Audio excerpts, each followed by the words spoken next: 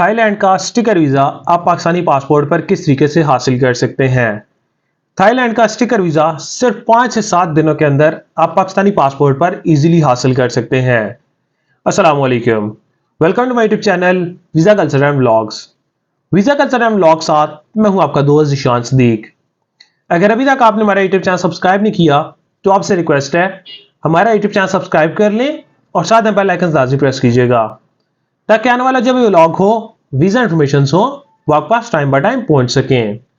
आज के इस व्लॉग में हम बात करेंगे थाईलैंड स्टिकर वीजा के बारे में कि थाईलैंड का स्टिकर वीजा सिर्फ आप 5 से 7 दिनों में पाकिस्तानी पासपोर्ट पर किस तरीके से हासिल कर सकते हैं, उसके रिक्वायर्ड डॉक्यूमेंट्स क्या हैं और उसकी वीजा वैलिडिटी कितनी होती है और आपको ड्यूरेशन ऑफ स्टे कितना मिलता है। और जब आप ट्रैवल कर रहे होते हैं तो आपके पास कितने डॉक्यूमेंट्स होने चाहिए या कितनी शो मनी होनी चाहिए कि आपकी इमिग्रेशन इजीली क्लियर हो सके। तो आज के इस व्लॉग में सब चीज आपके साथ शेयर करेंगे। अगर आप थाईलैंड ट्रैवल करना चाह रहे हैं या पाकिस्तानी पासपोर्ट वीजा हासिल करना चाह रहे हैं तो इस वीडियो को एंड तक देखिएगा ताकि सारी चीज आपको इस वीडियो से मिल सके। थाईलैंड का वीजा पाकिस्तानी पासपोर्ट पर हासिल करना बहुत ही आसान है। कोई इतने ज्यादा डॉक्यूमेंट्स नहीं चाहिए होते, कोई आपको टैक्स रिटर्न्स नहीं चाहिए होते और आपकी जो बैंक स्टेटमेंट है, बैंक स्टेटमेंट में भी कोई ज्यादा बैलेंस नहीं होना चाहिए, तब भी आप पाकिस्तानी पासपोर्ट पर वीजा हासिल कर सकते हैं। थाईलैंड का स्टिकर वीजा हासिल करने के लिए पासपोर्ट आपका चाहिए होता है। पासपोर्ट आपका मिनिमम 6 मंथ वैलिड होना चाहिए और एक ब्लैंक पेज उसका होना चाहिए जिसके ऊपर आपका स्टिकर पेस्ट किया जाता है। आपका आईडी कार्ड चाहिए होता है। अगर आप फैमिली के साथ ट्रैवल कर रहे हैं तो आपको एफआरसी चाहिए होती है, या अगर आप न्यूली मैरिड हैं तो आपका एमआरसी या निकाहनामा चाहिए होता है।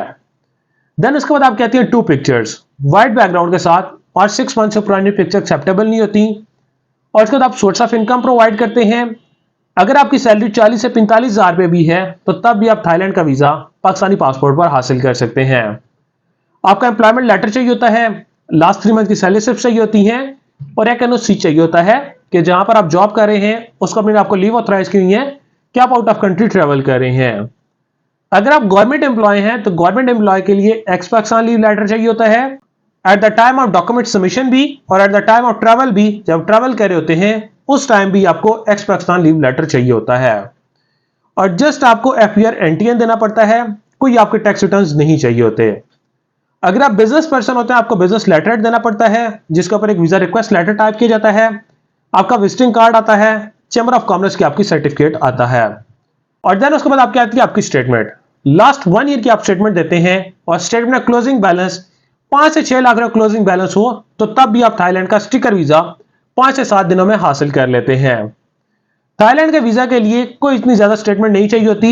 1 ईयर की आप स्टेटमेंट प्रोवाइड करते हैं, चाहे अगर अकाउंट बैलेंस 4 से 5 लाख भी है तो तब भी आप वीजा पाकिस्तानी पासपोर्ट पर इजीली हासिल कर सकते हैं। तो ऐसा प्रोसेस ये होता है कि ये सारे डॉक्यूमेंट्स आप हमें प्रोवाइड करते हैं, उसके बाद हम आपका वीजा प्रोसेस करते हैं और 5 से 7 दिनों के अंदर हम आपका पाकिस्तानी पासपोर्ट के ऊपर थाईलैंड का स्टिकर वीजा पेस्ट करवा के देते हैं।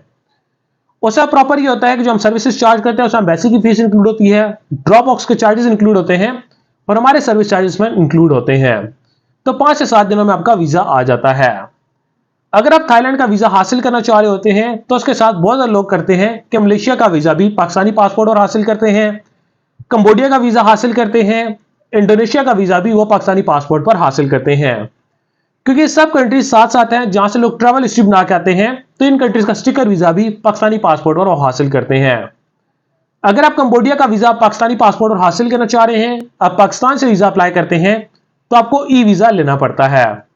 अगर आप बैंकॉक से जाके जो बैंकॉक में एम्बेसी है वहां से आप वीजा लेते हैं तो आपको सेम डे वीजा मिल जाता है और इसका स्टिकर वीजा होता है जो पासपोर्ट के ऊपर स्टिकर किया जाता है।